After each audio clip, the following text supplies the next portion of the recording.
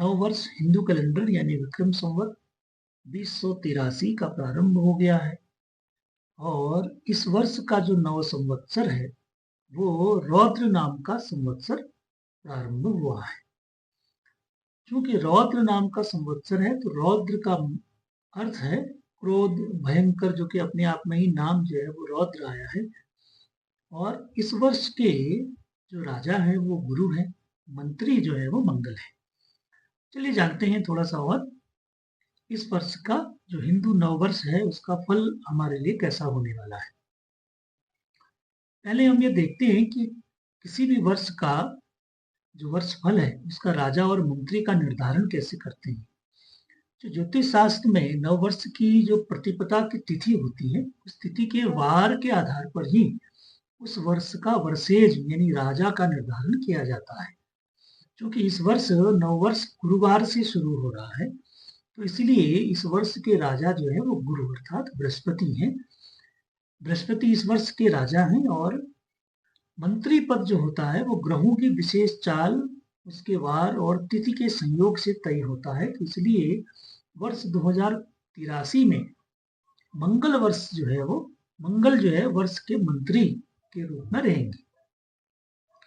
अब चूंकि रौद्र नाम का संवत्सर है तो रौद्र नाम का संवत्सर किस किस राशि के लिए किस प्रकार का होगा वो भी हम बात करेंगे।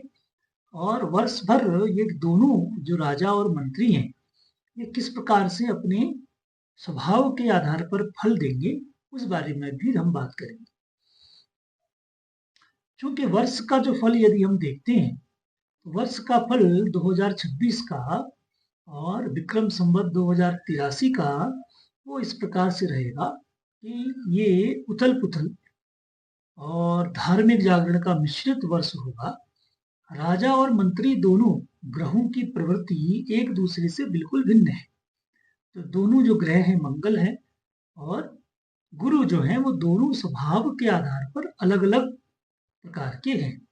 जैसे गुरु जो हैं वो बड़े शांत स्वभाव वाले और बड़े सौम्य, सबका मार्गदर्शन करने वाले, सबका अच्छा करने वाले हैं, बुद्धि, विवेक और धन संपदा ये सब देने वाले गुरु हैं। तो दूसरी तरफ मंगल जो हैं वो थोड़े से उग्र स्वभाव के, साहसी स्वभाव के या संघर्षकारी प्रवृत्ति के हैं। तो इस प्रकार से ये अपने प्रवृत्ति के आधार पर ही जो है वो वर्ष भर इसी प्रकार के कार्यों में रहेंगे। गुरु जो हैं वो बृहस्पति इस वर्ष के लिए अतिचारी हैं तो देश में, दुनिया में, इसके वातावरण में, जलवायु में तेजी से बदलाव करने वाले हैं।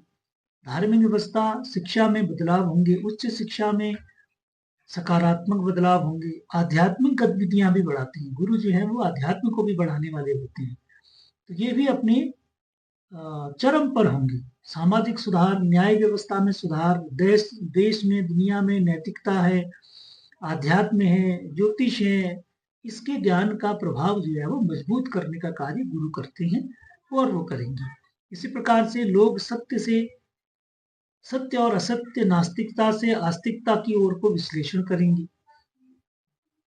और इसी बीच बड़े धार्मिक यात्राएं, पर्व, उत्सव और ऐसे जो आध्यात्मिक कार्य होते हैं इन पर वर्ष भर क्या रहेगी, बढ़ोतरी रहेगी और या इनकी अधिकता रहेगी।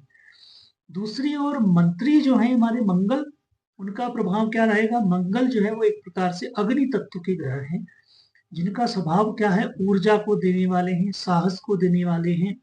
सेना में जो लोग जाते हैं उनका मंगल अच्छा होता है, वो सेना में, पुलिस में, ऐसी चीजों में जाते हैं। युद्ध है, राजनीति है और भूमि को देने वाले ग्रह हैं। तो मंत्री बनने पर इनकी उग्रता जो होगी वो साल भर बनी रहेगी, सक्रिय रूप से रहेगी। कहने का मतलब हुआ मंगल जो है वो राजनीतिक उथल पुथल करेंगे, नेतृत्व में परिवर्तन करेंगे, जन विद्रोह होगा, सीमाओं पर झड़प हो सकती है। उद्योग है, व्यापार है, पेट्रोलियम है, ऊर्जा है, लौह उद्योग है या रक्षा सेना है और निर्माण के जो क्षेत्र हैं इनमें क्या आएगी, तेजी आएगी। सरकार का मंत्रिमंडल होता है तो उसी प्रकार से ग्रहों का भी मंत्रिमंडल होता है। तो इसमें राजा जो है वो गुरु है, मंत्री मंगल और सत्याधिपति जो है, सत्यापति हैं, धनाधिपति हैं और नीरसाधिपति हैं, ये गुरु है। ये तीनों क्षेत्र इनके पास हैं। सेनाधिपति, फलाधिपति, मेघाधिपति ये चंद्रमा है। धान्याधिपति और रसाधिपति, धान्याधिपति बुध है और रसाधिपति शनि है। ठीक, तो इस प्रकार से इनका कैबिनेट, एक प्रकार से इनकी ग्रहों की कैबिनेट होती है। और चूंकि हमने ये देख लिया कि गुरु और मंगल जो है वो किस प्रकार से कार्य करेंगे, तो इसी प्रकार से बुध जो है वो गेहूं है, धान, गन्ना, जौ आदि की वृद्धि की संभावना व्यक्त करते हैं, संभावना इनकी आती है। इसी प्रकार से विद्वानों में भी उन्नति होती है, ये बुध का इसके कारक हैं तो वो करते हैं। चंद्रमा जो है वो सरकार और प्रजा के सम्मान में वृद्धि, वृक्षों में हमेशा फलने फूलने वाले और राजाओं के बीच में समझदारी देने वाला काम करते हैं। शनि जो है वो ऊनी वस्तु है, लोहे, तरल पदार्थ आदि या तेल की वस्तु में मूल्य वृद्धि होने की संभावना ये रहती है। इसी प्रकार से सूक्ष्म मात्रा में जल की वर्षा कराने में भी इनकी क्षमता रहती है। तो इस प्रकार से ये गुरु, ये जो हमारे जितने भी ग्रह हैं, इन ग्रहों की साल भर की, हमारी वर्ष भर की ये कैबिनेट एक होती है जो अपना कार्य इस तरीके से करती है। अब हम ये देखते हैं कि जो हमारा संवत्सर इस बार का निकला है, रौद्र जो है वो किस प्रकार से राशियों को प्रभावित करेगा।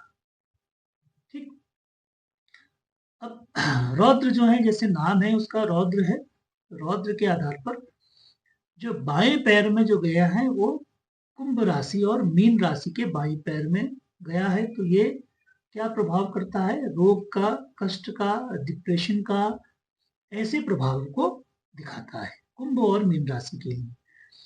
दायां पैर जो है वो मेष राशि और वृषभ राशि में गया है, तो ये बहुत ज्यादा खर्चा इनका कराएगा, फालतू के खर्चे कराएंगे, बहुत ज्यादा काम इनका कुछ नहीं होगा, परिश्रम बहुत कराएंगे और खर्चा बहुत कराएंगे।